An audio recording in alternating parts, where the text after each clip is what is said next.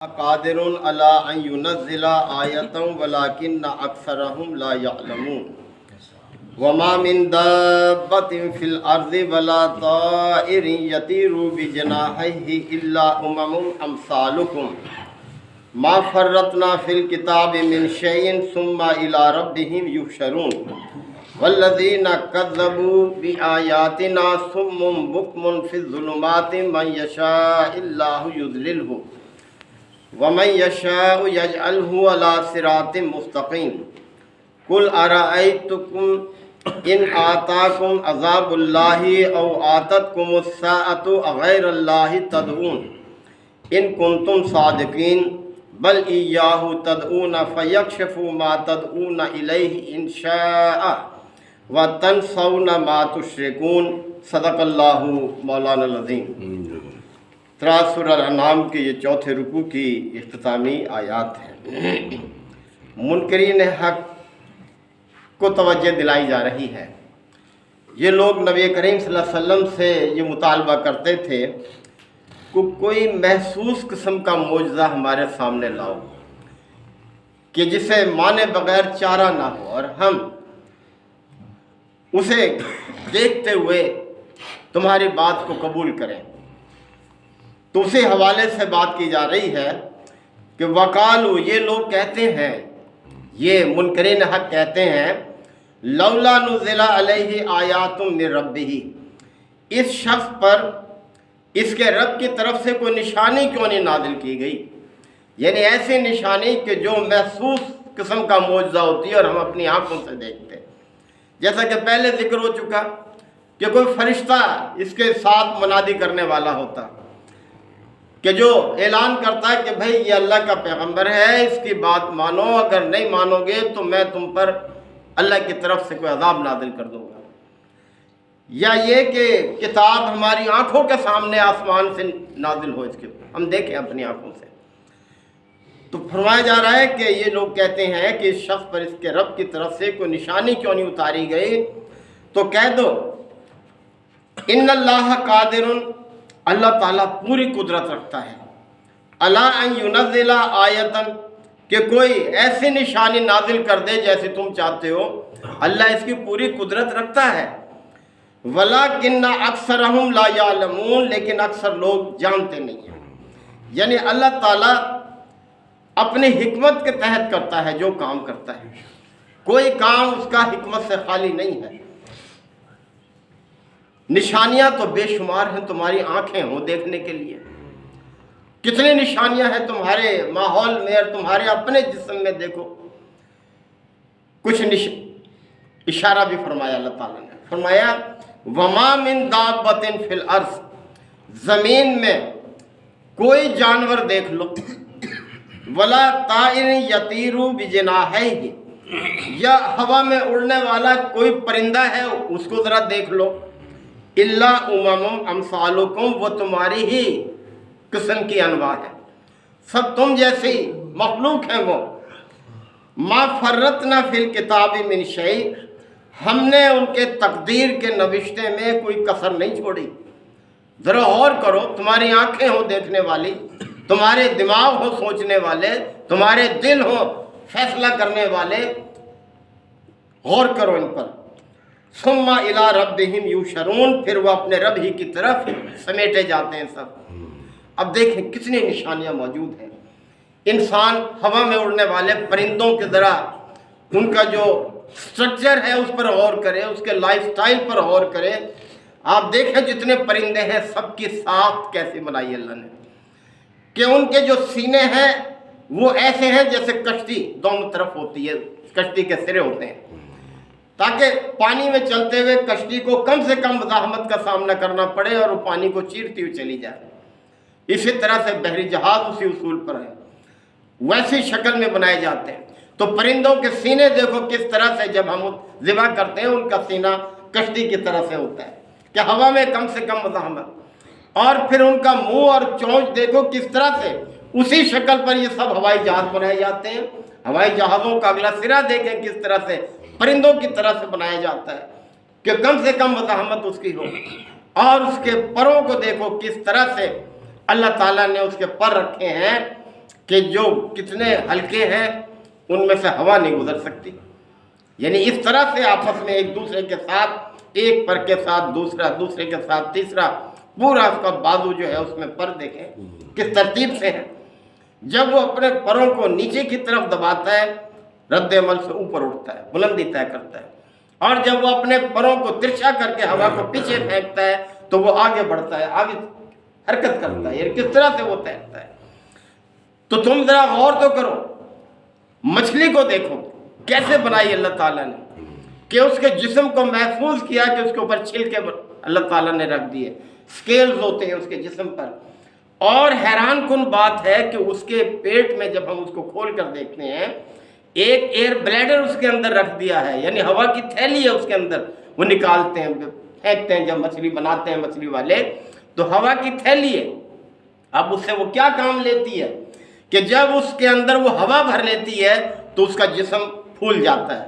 جب جسم پھول جاتا ہے تو اس کا حجم بڑھ جاتا ہے مچھلی کا، اور حجم بڑھ جائے تو کیا ہے وہ پانی سے ہلکی ہو جاتی ہے اور پھر وہ اوپر آ جاتی ہے پانی سے ہلکی ہو کر. یہ فارمولہ ہے کثافت کا، یعنی ڈینسٹی جب ہم پڑھاتے ہیں کثافت برابر ہوتی ہے کمیت بٹے حجم. کسی بھی کسر میں جب بٹے والی رقم ہو نیچے کی قیمت بڑھ جائے تو کسر کا جواب تھوڑا ہو جاتا ہے کم. جیسے 2/3 ہے، اس کا ایک جواب ہے. اگر 3 کی بجائے نیچے 4 کر دیں 2/4 تو جواب کم ہو جائے گا. 2/5 کر دیں جواب اور کم ہو جائے گا. تو یہی صورتحال ہے، جب حجم بڑھتا ہے تو اس کی کثافت کم ہو جاتی ہے اور وہ اوپر آ جاتی ہے. اور جب وہ اپنے اس کو سکیڑ لیتی ہے تو جسم اس کا کم حجم میں آ جاتا ہے، بھاری ہو جاتی ہے پانی سے، وہ نیچے بیٹھنا شروع کر دیتی ہے، پانی کے نیچے چلی جاتی ہے. تو کہا جا رہا ہے کہ اے عقل کے اندھو ذرا غور تو کرو، زمین میں چلنے والا کوئی جانور ہو یا ہوا میں اڑنے والا کوئی پرندہ ہو، ہم نے اس کی تقدیر کے نوشتے میں کوئی کسر نہیں چھوڑی. ذرا غور تو کرو ان کے نظام زندگی پر، کس طرح سے یہ شہد کی مکھی ہے، دیکھو کیا بناتی ہے، دیکھو کیسے گھر بناتی ہے، کس طرح سے پھولوں سے جذب کر کے لاتی ہے اس کے، اور پھر اس کے منہ میں جب وہ پھرتا ہے وہ سارا کا سارا وہ پھول کا رس وہ شہد میں تبدیل کر لیتی ہے اور پھر اس کو جو ہے جمع کرتی ہے اپنے لیے بھی اور تمہارے لیے بھی، تمہارے کام آتا ہے. تو کتنی نشانیاں ہیں جو اس کی موجود ہیں اس آفاق میں اور انفس میں بھی ہیں، تمہارے اپنے اندر بھی ہیں. کیسے یہ سارا تمہارا دل کام کر رہا ہے، کس طرح سے اس کے خانے، یعنی جو بچے پڑھتے ہیں میڈیکل سائنس، کس طرح سے اس کے اندر خانے ہیں کہ صاف خون جو ہے وہ جا رہا ہے جسم کے اندر، اور وہ خون جو جسم سے مادے جذب کر کے لا رہا ہے زہریلے مادے وہ علیحدہ ہیں اور پھر وہ مادے صاف ہوتے ہیں. پھر یعنی کس طرح سے اللہ تعالیٰ نے ایک پیوریفیکیشن کا سسٹم بنا دیا ہے کہ خون آکسیجن جذب کر کے پھیپھڑوں سے تازہ آکسیجن لے کر سارے جسم کو دے کر آتا ہے، اور پھر وہاں سے جب وہ آکسیجن کی موجودگی میں خوراک جل کر توانائی پیدا کرتی ہے حرارت ہمارے جسم میں، تو کاربن ڈائی آکسائڈ جو بنتی ہے اس کو جذب کر کے واپس لے آتا ہے اور اس کو خارج کرتا ہے. کیا دیکھیں کتنے نشانیاں اللہ تعالیٰ کی موجود ہیں. تو فرمایا ہم نے ان کی تقدیر کے نوشتے میں کوئی کسر نہیں چھوڑی، اور پھر یہ اپنے رب ہی کی طرف سب پلٹتے ہیں. والذین کذبوا بآیاتنا، پس وہ لوگ جو ہماری آیات کو جھٹلاتے ہیں، صمٌ وہ کیا ہیں، بہرے ہیں، وبکمٌ اور گونگے ہیں، فی الظلمات اور تاریکی میں پڑے ہوئے ہیں، انہیں کچھ نشانی نظر ہی نہیں آتی، اندھیرے میں اپنے آپ کو رکھے ہوئے. من یشاء اللہ یضللہ، اللہ جسے چاہتا ہے پھر گمراہی میں ہی پڑا رہنے دیتا ہے. ومن یشاء یجعلہ الی صراط مستقیم، اور جسے چاہتا ہے سیدھی راہ دکھا دیتا ہے انہی نشانیوں کے ذریعے سے. قل، اے نبی صلی اللہ علیہ وسلم آپ کہہ دیجئے، ارائیتکم، کیا تم غور نہیں کرتے، ان آتاکم عذاب اللہ، کہ اگر اللہ طرف سے کوئی مصیبت تم پر آ جائے، او آتتکم الساعۃ، یا وہ آخری گھڑی تم پر آ جائے موت کی گھڑی، غیر اللہ تدعون، تو کیا اللہ کے علاوہ تم کسی اور کو پکارتے ہو اس وقت. یعنی جب تم کسی مصیبت سے دوچار ہو جاتے ہو اور اپنے ان معبودوں کو پکار دیکھتے ہو، جب تمہاری کوئی مدد نہیں ملتی تو پھر تم کسے پکارتے ہو، پھر تمہاری زبان پہ کس کی یاد آتی ہے پھر تو تم اللہ کو پکارتے ہو. ان کنتم صادقین، بتاؤ اگر تم سچے ہو. بڑا مشہور واقعہ ہے، جب نبی کریم صلی اللہ علیہ وسلم نے مکہ فتح کیا تو ابو جہل کا بیٹا اکرمہ جو تھا وہ مکہ سے بھاگا جدہ کی طرف کہ وہاں کسی کشتی میں سوار ہو کر حبشہ چلا جائے، کیونکہ اپنے کرتوت ان کو یاد تھے کہ ہم نے کیا کیا اس شخص کے ساتھ اور اب ہماری خیر نہیں ہوگی، اب قبضے میں آ گیا ہمارا شہر اس شخص کے اور ہمیں جو ہے نیست و نابود کر دیا جائے گا. وہ کشتی میں سوار ہوا اور بھاگا حبشہ کی طرف. جب پانی میں پہنچے تو کشتی جو ہے وہ ہچکولے کھانے لگی، اپنے سب معبودوں کو پکار دیکھا اور کوئی بچانے والا نہیں. پھر وہ شخص کہنے لگا، اکرمہ جو ابو جہل کا بیٹا تھا، کہ دیکھو ہم پھر اسی رب کو کیوں نہ پکاریں جس کی طرف وہ شخص ہمیں دعوت دے رہا ہے. اگر ہم بچ گئے اس کو پکارنے سے تو پھر جا کر اس کے ہاتھ میں ہاتھ دے دیں گے اور اس کی دعوت کو قبول کر لیں گے.